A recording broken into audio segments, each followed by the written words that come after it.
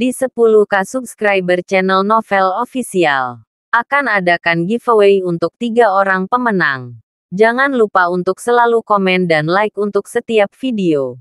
Selamat datang di channel Novel Official. Sebelum mendengarkan novel Perintah Kaisar Naga, jangan lupa like, share, and subscribe. Kalau tidak kuretakkan jantung kalian. Tanpa lama-lama lagi langsung saja kita masuk di cerita novelnya. Selamat mendengarkan bosku. Bab 761. Ren Xian tercengang. Tetapi saat ini, Ibu Ren Xicong pucat, dan tidak ada bekas darah. Memalingkan kepalanya perlahan, Ren Xian menatap istrinya dan berkata, "Suzhen, katakan padaku, apa yang terjadi? Apa yang sedang terjadi?" Ren Xian tidak percaya, dan tidak percaya. Bagaimana mungkin Ren Xicong bukan putranya? Dia mengikuti istrinya dan jatuh cinta satu sama lain, dan tidak pernah bertengkar. Sekalipun istrinya kehilangan kakinya karena kecelakaan mobil, dia tidak pernah berpikir untuk meninggalkannya. Ia tidak bisa membayangkan ketulusannya dalam memberi akan tertukar dengan pengkhianatan istrinya. Wo, istri Ren Xian menangis dengan sedihnya. Katakan padaku apa yang terjadi." Mata Ren Xian merah padam saat ini, seperti binatang buas, mengguncang bahu istrinya dengan putus asa. Biasanya, dia tidak akan pernah memperlakukan istrinya seperti ini. Tetapi saat ini, dia tidak bisa mengendalikan diri. Istri Ren Xian menangis dengan sedihnya dan berkata perlahan, "Dia benar. Dia memang bukan anak kandungmu. Aku turut berduka untukmu. Aku turut berduka cita untuk keluarga Ren." Mendengar konfirmasi dari mulut istrinya, Ren Xian tidak bisa bertahan lebih lama lagi dan duduk di tanah. Seluruh orang menjadi bisu, dan matanya penuh rasa tidak percaya. Mengapa? Mengapa? Kenapa? Aku sangat baik padamu. Kenapa? Ren Xian tidak mengerti mengapa dia memberikan cinta terbaik kepada istrinya dan mengapa istrinya mengkhianatinya. Melihat penampilan suaminya, istri Ren Xian semakin menangis sedih. "Maaf, saya tidak mengkhianati Anda. Itu teman baik Anda, Sun Kai. Anda minum terlalu banyak di rumah hari itu. Dia mengambil kesempatan untuk menajiskan saya. Aku melawan. Aku berteriak. Tapi kamu mabuk dan tidak sadarkan diri. Dan dia berhasil pada akhirnya. Aku takut kehilanganmu. Jadi aku tidak berani mengatakannya padamu. Belakangan, saya mengetahui bahwa saya hamil. Saya ingin menggugurkan anak itu. Tetapi Anda mengetahui bahwa saya hamil. Perhatian yang cermat dari seluruh keluarga. Sehingga saya tidak memiliki kesempatan untuk menghancurkan spesies jahat ini. Maaf, aku salah. Aku salah. Seharusnya aku memberitahumu saat itu. Banyak hal yang tidak akan terjadi sekarang. Aku benar-benar salah." Istri Ren Xian dengan putus asa meminta maaf dan mengakui kesalahannya. Ren Xian bodoh, seperti manusia kayu, duduk di tanah tanpa bergerak. Kini ia akhirnya paham kenapa istrinya terus melarangnya menyerahkan harta keluarga Ren kepada Ren Xicong. Ternyata dia mengetahui bahwa Ren Xicong sama sekali bukan Ren Xicong, daging rumah. Tiba-tiba, mata Ren Xian melebar, dan dia pingsan. "Suamiku melihat ini." Istri Ren Xian berteriak sedih, dan akhirnya pingsan. Melihat ini, Sun Ximiao buru-buru melangkah ke depan untuk memeriksa, dan menemukan bahwa keduanya sedang terburu-buru, dan tidak ada masalah serius, jadi dia merasa lega. Dan David mendengarkan urusan keluarga-keluarga Ren dan merasakan banyak desahan. Keluarga yang bahagia dan penuh kasih sayang mungkin telah hancur sejak saat ini. Ketika Ren Xicong melihat orang tuanya pingsan, bukan saja dia tidak khawatir, tapi dia juga tertawa dan berkata, "Matilah, kalian semua mati. Hanya dengan cara ini, semua yang ada di keluarga Ren akan menjadi milikku." Ren Xicong menjadi gila dan berkata kepada Ningyu, "Bunuh semua orang di sini. Selama saya mendapatkan properti keluarga Ren, saya akan memenuhi semua yang saya janjikan kepada Anda. Dan banyak dari keluarga Ren telah digali, dari makam kuno. Sayang, apapun yang kamu suka, ambil apapun yang kamu mau." Mata Ren Xicong penuh dengan niat membunuh. Dia ingin membunuh semua orang di sini, sehingga tidak ada yang tahu identitas aslinya dan tidak ada yang bisa menghentikannya untuk mewarisi properti keluarga Ren. Tidak masalah. Senyuman kejam muncul di wajah Ningyu. Dan kemudian dengan lambaian tangannya, pintu villa tertutup rapat. Melihat Ningyu seperti itu, David tersenyum ringan. Apakah kamu yakin bisa membunuh kami? Bab 762. Haha. Membunuh kalian seperti menghancurkan semut. Jangan berpikir kamu bisa membunuh Xie Chao. Kamu tahu sedikit Taoisme. Kamu jenius, dan kamu memiliki kemampuan untuk bertarung denganku. Di mataku, kamu dan orang lain sama saja. Semut. Ningyu tertawa keras, dan kemudian menggerakkan tangannya terus-menerus, hanya untuk melihat serangkaian segel ajaib meledak di udara. Seluruh aula dipenuhi dengan mana yang tidak terlihat, dan hantu jahat juga menunjukkan wajah mereka. Segera, formasi sihir terlihat dengan mata telanjang di aula, dan rantai belenggu saling bersilangan, menghalangi jalan keluar. Ini adalah formasi naga yang terperangkap di paviliun Tianluo saya. Mereka yang terjebak dalam formasi tidak akan pernah bisa melarikan diri. Kamu harus mati. Ningyu berteriak keras, dan melihat belenggu itu terbakar dengan amukan api, dan seluruh aula menjadi sangat panas dalam sekejap. Kekuatan tak kasat mata menyelimuti semua orang, dan roh-roh jahat yang tak terhitung jumlahnya berkumpul, dan roh-roh jahat ini terus memperkuat hantu-hantu itu. Negeri tujuh roh jahat sungguh kuat. David memandang hantu-hantu mengerikan itu dan menghela nafas. Tan Chen, ayo kita tahan dia. Kamu bisa menemukan cara untuk pergi. Lin Tianhu dan Qi Feng mengeluarkan senjata mereka dan berdiri di depan David dengan ekspresi tegas. Xiaolan bersembunyi di belakang David dan melihat Ningyu yang merajalela. Tiba-tiba, dengan lambaian tangannya, seekor serangga beracun seukuran kelingkingnya menuju ke arah Ningyu. Serangga beracun ini sangat beracun. Selama mereka menyentuhnya, mereka akan diracuni dan mati. Xiaolan telah berada di desa Miao selama 20 tahun, dan dia sangat akrab dengan serangga beracun ini. Berdengung, lusinan serangga beracun menuju Ningyu. Selama salah satu dari mereka bisa mendarat di Ningyu, itu akan dianggap sukses. Huff, serangga beracun itu ingin menyakitiku juga. Ningyu mendengus dingin dan melambaikannya dengan santai. Tiba-tiba, jaring besar muncul di depan Ningyu, dan semua serangga beracun terhalang oleh jaring besar tersebut. Segera setelah itu, api menyala di jaring besar, dan setelah serangga beracun itu menyentuh api, mereka mati terbakar dan jatuh ke tanah. Setelah membunuh serangga beracun itu, jaring besar di depan Ningyu juga menghilang. Dalam formasi naga yang terperangkap, akulah masternya. Kamu tidak perlu menyia-nyiakan milikmu. Upaya. Ningyu melihat mayat serangga beracun di seluruh lantai dengan ekspresi bangga. Xiaolan melihat serangga beracun yang mati itu, dan dia merasakan banyak sakit di hatinya. Ini dibesarkan dengan hati-hati olehnya, dan sekarang semuanya mati, dan Xiaolan juga meninggalkan desa Miao. Saya khawatir serangga beracun ini tidak akan pernah ditemukan di masa depan. Lin Tianhu dan Qi Feng saling memandang, dan mereka tiba-tiba menyerang Ningyu. Lin Tianhu memegang pedang berkepala harimau di tangannya, sedangkan Qi Feng memegang pedang pendek di tangannya. Keduanya adalah master yang hebat, dan mereka sangat cepat. Mereka tiba-tiba ingin menaklukkan Ningyu. Tuan belaka, berani bersikap sombong di depanku. Ningyu mendengus dingin, melambaikan tangannya, dan roh jahat yang tak terhitung jumlahnya langsung mengembun menjadi tali, dan kemudian berjalan menuju Lin Tianhu dan Qi Feng. Terikat naga, saya melihat tali itu seperti ular besar, dan saya melihat Lin Tianhu dan Qi Feng terjerat, dan keduanya langsung dikendalikan, dan senjata di tangan mereka jatuh ke tanah. Saat tali semakin dekat, Lin Tianhu dan Qi Feng hanya merasa bahwa mereka berada dalam kesulitan satu sama lain, dan wajah mereka menjadi sangat pucat. Melihat ini, David mengubah jarinya menjadi pisau, dan seberkas cahaya keluar dari jari David, lalu memotong tali Lin Tianhu dan Qi Feng, dan keduanya melepaskan diri.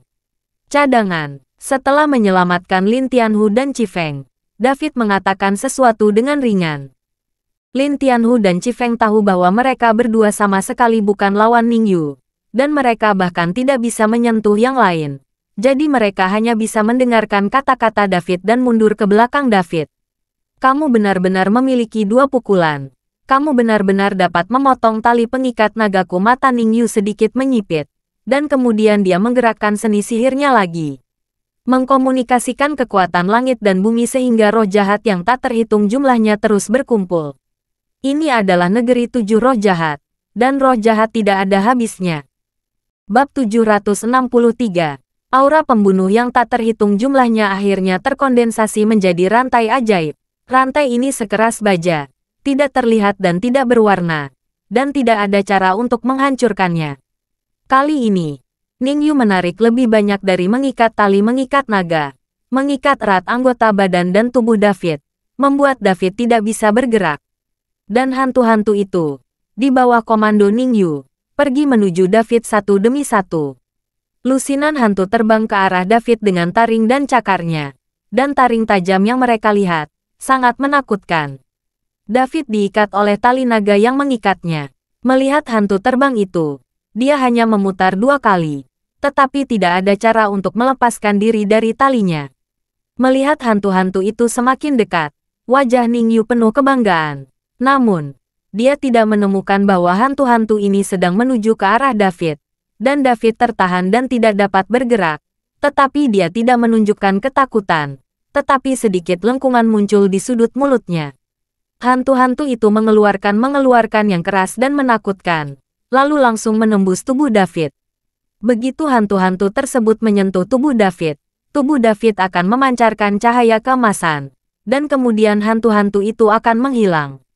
Tak lama kemudian, puluhan hantu menghilang, dan David yang terjebak tali panjang masih berdiri di sana, tidak menderita demam tifoid sama sekali.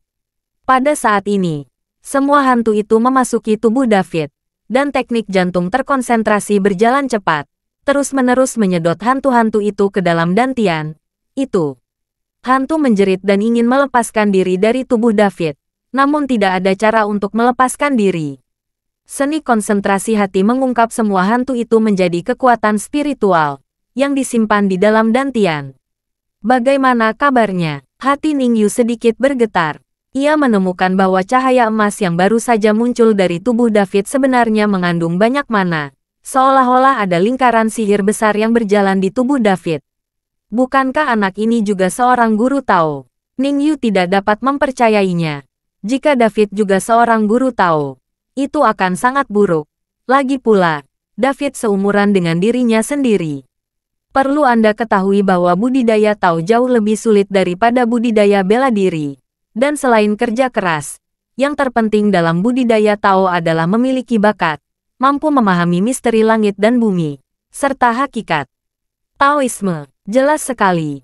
Kekuatan David saat ini adalah ahli bela diri yang hebat. Tidak mudah untuk mencapai kekuatan seorang ahli bela diri yang hebat pada usia ini.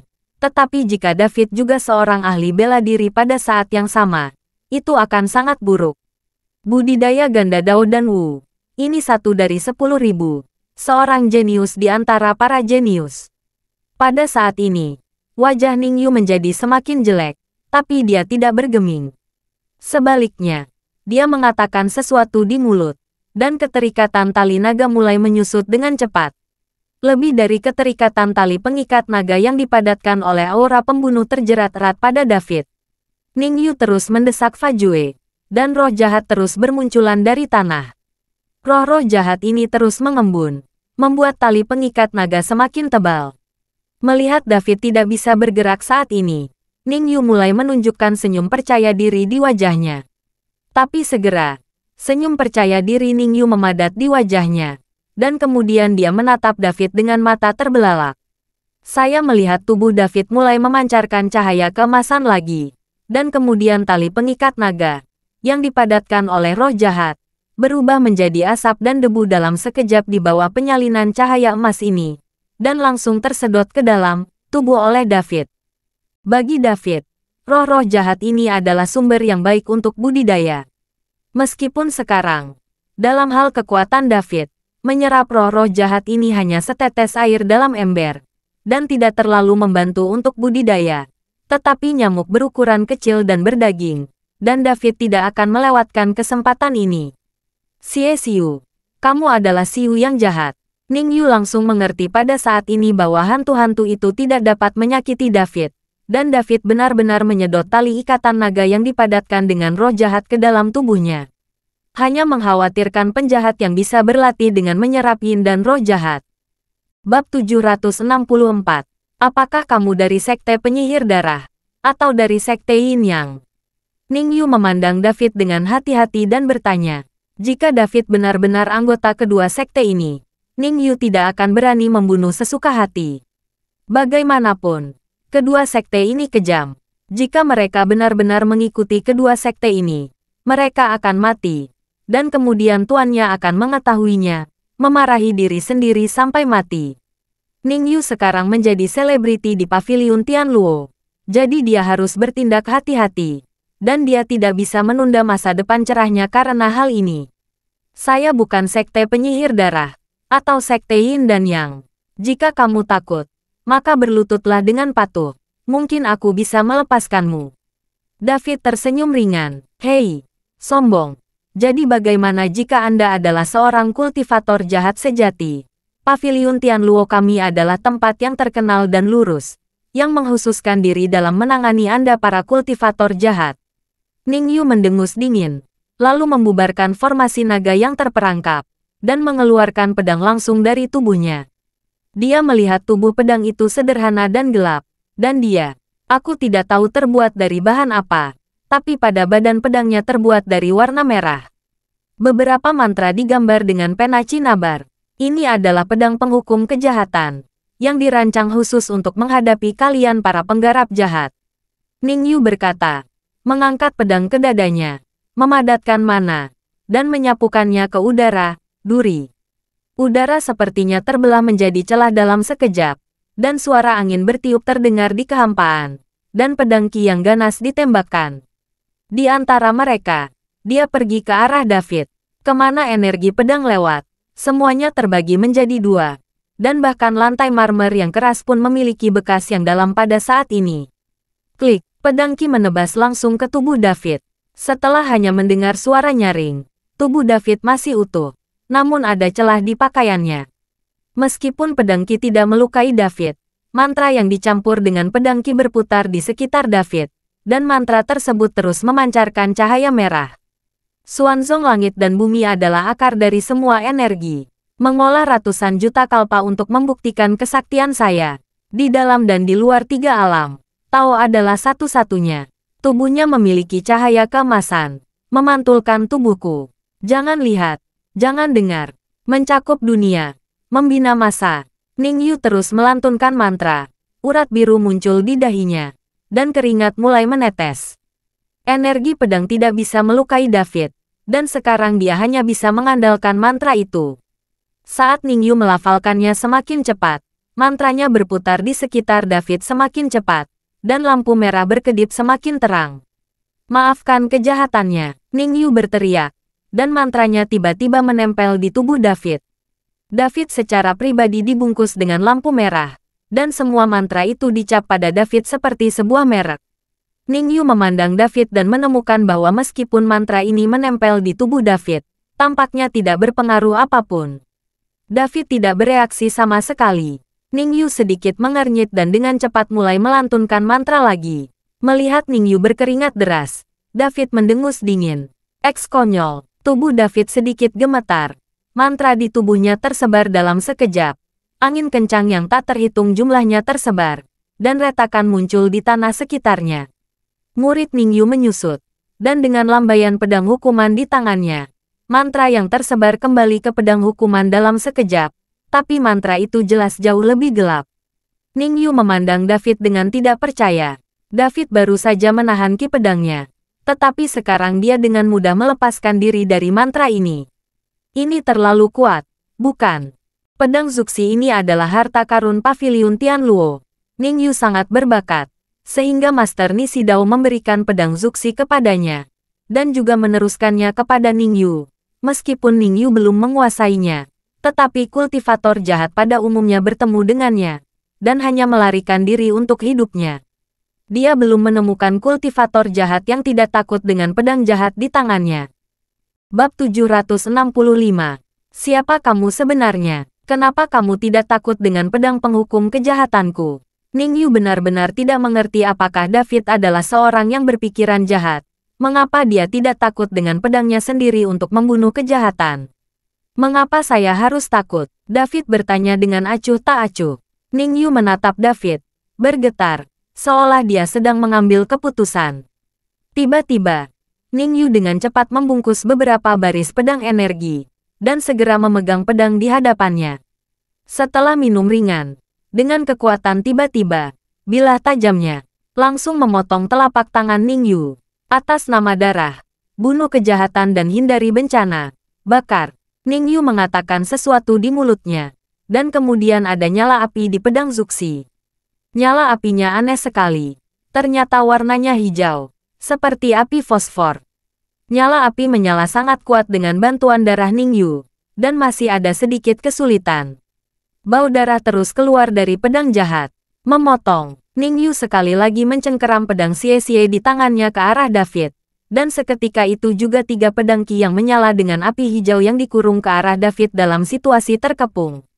David, hati-hati. Ini kebakaran fosfor. Sekadar sedikit mengenai tubuh, itu akan membakar orang seumur hidup, dan tidak dapat menyelamatkan sama sekali. Melihat ini, Xiaolan buru-buru mengingatkan David. David sudah lama melihat keanehan api ini. Namun ia tidak pernah membayangkan bahwa Ning Yu ini benar-benar menggunakan api fosfor. Anda harus tahu bahwa nyala api jenis ini sangat berbahaya.